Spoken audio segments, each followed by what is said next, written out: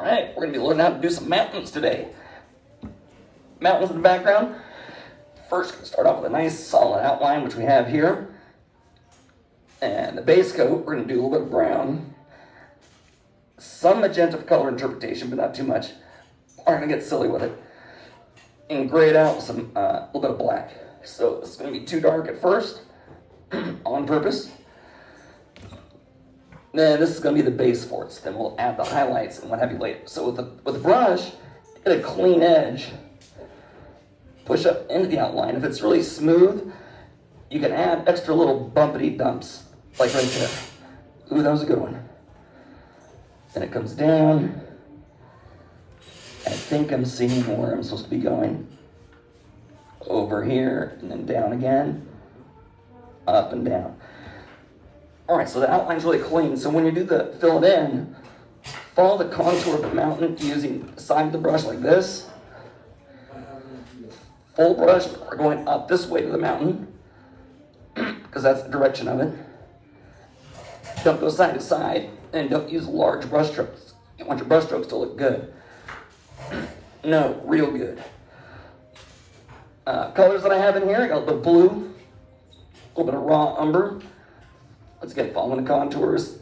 Here's a peak. Must be going down this direction at this point. And tapping this over here. And going down this direction. Small brush strokes. Oh, see how small they are? I use the word like super small. Okay, so then technically you could almost leave it just like this, and that could be done. Background hill. Oh, we'll add some highlights in there as well. All right, so that base coat could be done for a background mountain. That's not how far back it is. But then we'll add some highlights to it.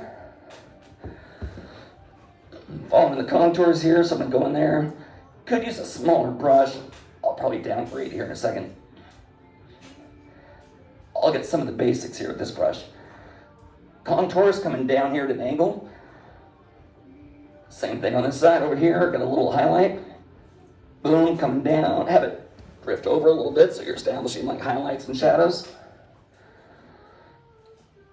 And background mountains, you really don't want to add shadows to them. If they're darker base, then you just add highlights and that's pretty much it. Super simple, but if you look at the brush strokes, they're all kind of unique. They're not like systematic. Here's a typical brush stroke I like to use. Down, turn, and tap, tap, tap. Good one, solid. Make sure you use some of the shadows in there. So I'm going to leave some of those shadows in there, some of the dark shadows. Dark shadow over there. Now that could be done. If you want to even add more highlights, brighter tint. Right there on the top of the mountain. Hill. Just exaggerating some of the values that I have in there. All right, so that's done. Okay, super simple. Now the foreground here, a little bit closer up, use different colors. So I'm gonna use the yellow ochre. Should have used burnt sienna. Olivia, can you give me some burnt sienna? All right, so I'll go in here, once again, too dark, covering the bottom of that mountain so you don't really see it. And then, it's hard to see your outlines here. Small brush strokes again. Now I gotta change color though a lot more often. So yeah, give me a little bit of burnt sienna in there. Some highlights in there as well. Get rid of that saturated color. Thank you. A little burnt sienna for an accent color. Tap that in there. It'll really look good. And then each time you come up here, different row or whatever, you want to add some different colors to them. Like this one's going to be more orange because of the burnt sienna, which is a really nice color. Tap that in. I'll add some raw umber in there as well. Could add some magenta for color interpretation, or even blue. I'll go a little magenta in there. Magenta and the brown, kind of like nice color interpretation, so it doesn't look too bland, like you mixed up a big batch of one mountain color. Now I'll add more tints, go back into the highlights again. Tints of this, shebang, boom, and we add the trees later. I'll still add trees to this. And trees are really important to show scale of a mountain. Like how far away is it? Is it getting closer or further away, or what's happening with it? So then down here, do the same thing. Change color again. You can kind of see scumbling, using really small brush strokes. Tap, tap-a-roo. Oh, crap.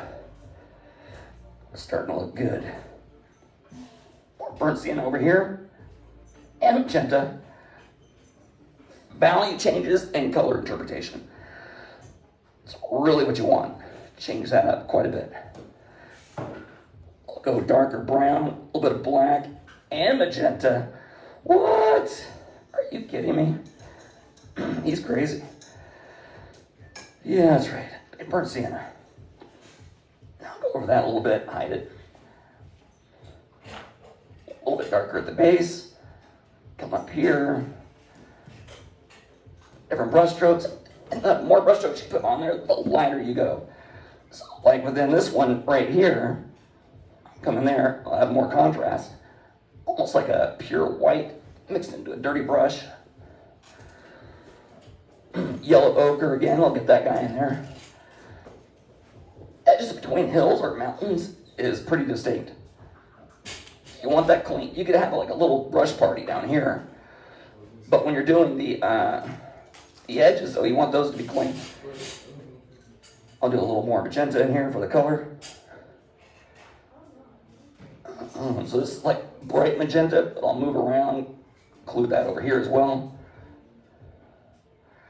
And while I have this saturated magenta, I'll come up here in the top one too. So if you have a color that looks kind of off, doesn't really match other colors, don't worry about it. Just like take it and move it other places. Move that over there.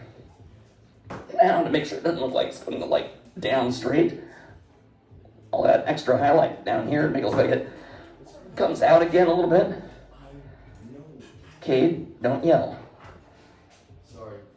Be nice over there. I think you should apologize to Olivia. All right, so now we got little bumps. And that little highlight right there comes out a lot more stronger. And then I'll move this down over here, a little more magenta. And then fade that out. Small brush strokes though, so this should take you a little while to do. You can't paint as fast, but you use the same brush strokes and you're done. It'll look the same as what I'm doing right now. All right, so then I've got that part done, more or less. Okay, so that part's finished for those two little hilly things. I'm gonna switch brushes to a small bright brush. Now I'll add some greens. A little bit of permanent green, a little bit of yellow. My permanent green's a little dry. And make it darker. A little bit of the greens in there. So down over here, this has quite a few of the little trees that cover it. So I come in here, darker base. Super dark. I'm gonna go darker. That one looks a little bit too fake of green. I'll start dark at the base here, and I'll add highlights to it later. So a little tree action here. Using a bright brush, and I'm tapping it in, so it's like a tap it like this, and I kind of rotate the brush. And then coming over here, a little bit more. And in the background, I could add a few more back here, smaller ones. You don't have to cover as much as the reference. We can leave some of that ground showing. After I do this, I'll go back in so you can see the trees. Really give contrast to it so it stands out a lot. It's all about that contrast. It's not about that base. Right here, same thing. Little tree action. Oh, it's so adorable. So I got those trees back there. So come up closer. You want to show perspective. So what we'll do is we'll start making these bigger. That'll tell the viewer how much space is taken up between here and there. A little bit of green, a lot of black. Tap that in there.